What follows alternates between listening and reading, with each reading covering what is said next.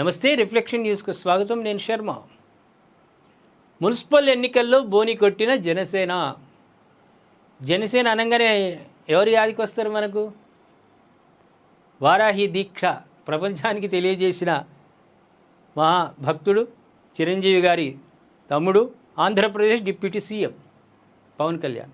Municipal ఎన్నికల్లో 200కు పైగా స్థానాల్లో జనసేన పోటీ.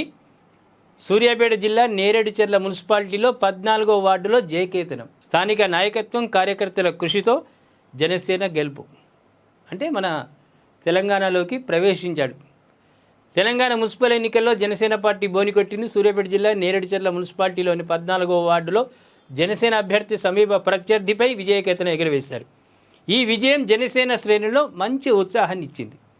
పార్టీ అధినేత పవన్ కళ్యాణ్ నేరుగా ప్రచారంలో పాల్గొనకపోయినా స్థానిక నాయకత్వం, కార్యకర్తలు క్షేత్రస్థాయిలో చేసిన కృషి ఈ గెలుపుకు కీలకంగా నిలిచింది. ముఖ్యంగా యువత, మార్పు కోరుకునే ఓటర్లు జనసేన వైపు మొగ్గు చూపించినట్లు తెలుస్తోంది. తెలంగాణలో బలపడాలని చూస్తున్న జనసేనకు ఈ విజయం ఎంతో ఉత్సాహాన్ని ఇస్తుందని రాజకీయ విశ్లేషకులు అంచనా వేస్తున్నారు. నేరేడుచెర్లలో జనసేన కార్యకర్తల్లో ఇప్పుడు కొత్త ఉత్తేజం కనిపిస్తోంది.